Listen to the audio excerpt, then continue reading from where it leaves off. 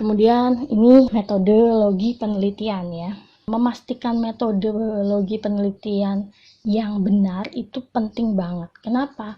Karena ketika metodenya kita salah, kita udah ngambil data, ternyata kita baru tahu, oh metodenya salah, sampelnya ternyata salah nih. Kita harus mengulang lagi dari awal. Jadi pastikan dulu metode penelitian kita itu juga sudah tepat.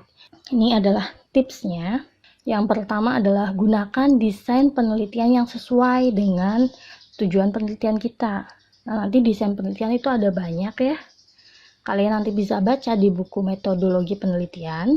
Dan nanti kalian bisa diskusikan juga dengan dosen pembimbing masing-masing. Kemudian yang berikutnya hipotesis. Nah, hipotesis biasanya juga tidak ada masalah ya, tapi mungkin seringnya mahasiswa adalah kurang runut ketika menulis hipotesis. Contohnya misalnya, jadi kalau hipotesis itu kita samakan dengan tujuan, bedakan beberapa kalimatnya saja. Misalnya di tujuan yang pertama, untuk mengetahui hubungan antara menggunakan masker dengan COVID. Yang kedua, untuk mengetahui jaga jarak dengan COVID misalnya. Nah, kalau di hipotesis berarti hipotesisnya adalah ada hubungan antara, ini yang nomor 1 kita harus urut sama dengan yang tujuan yang pertama. Ada hubungan antara menggunakan masker dengan kejadian COVID. Yang nomor 2 itu juga sama.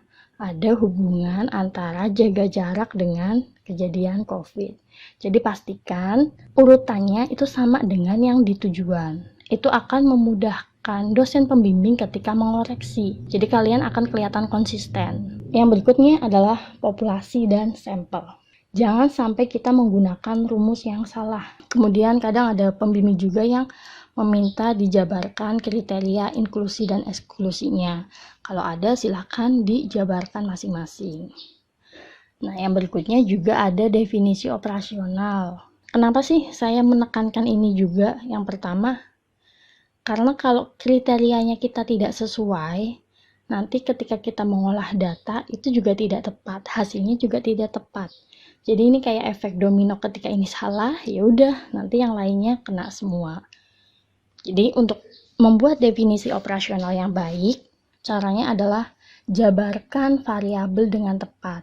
Definisinya apa, skala datanya apa, dan pastikan kriterianya tepat dan benar. Misalnya ketika kita menyatakan kepatuhan masyarakat untuk melakukan 3M, kita harus tahu kriterianya patuh itu seperti apa sih.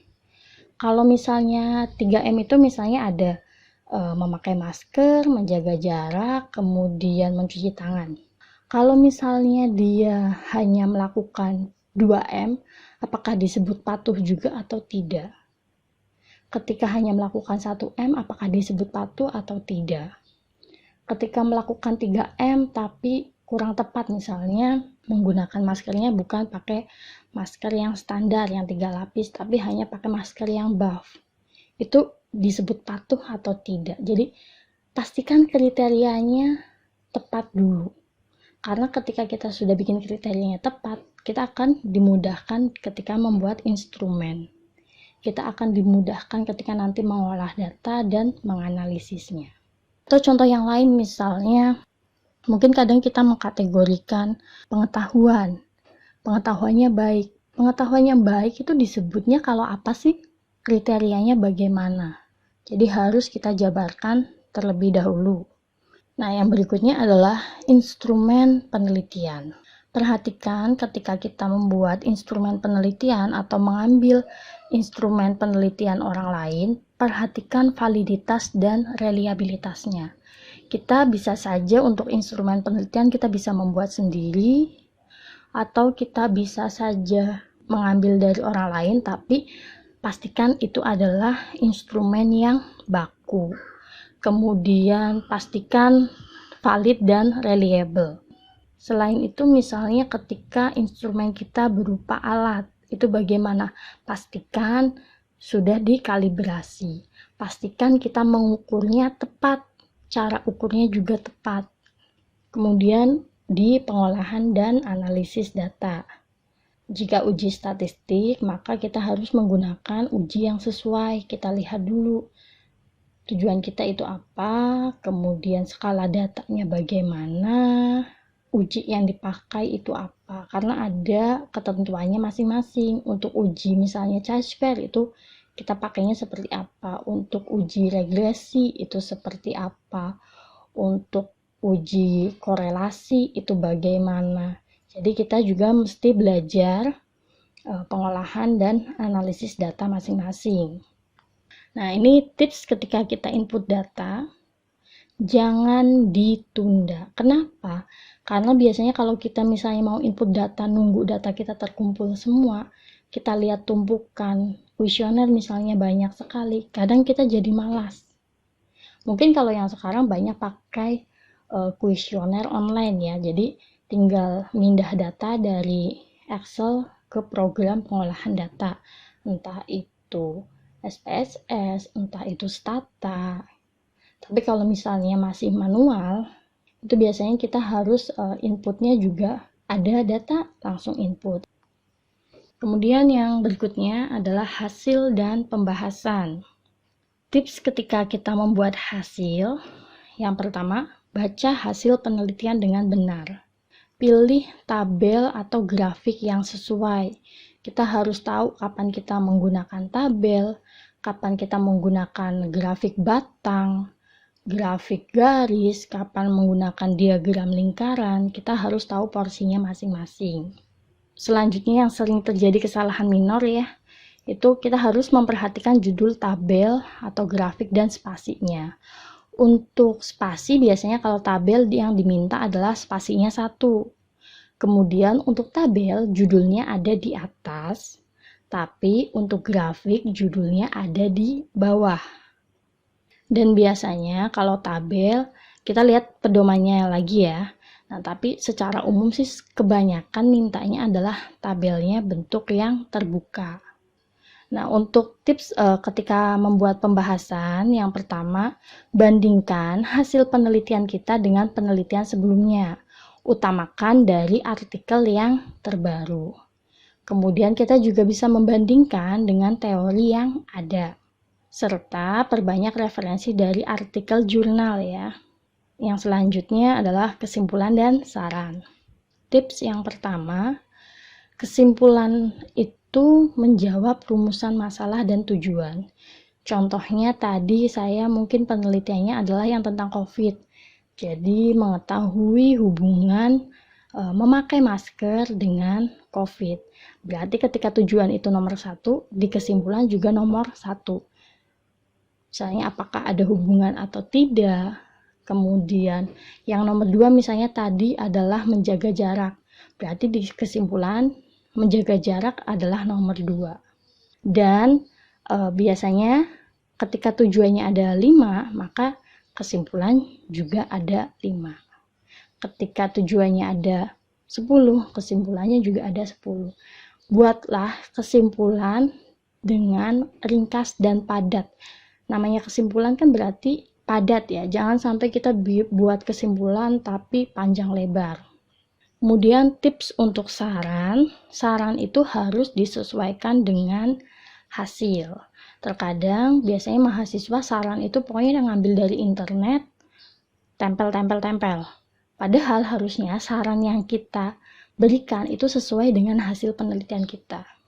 Jadi ketika membuat saran bagaimana sih caranya?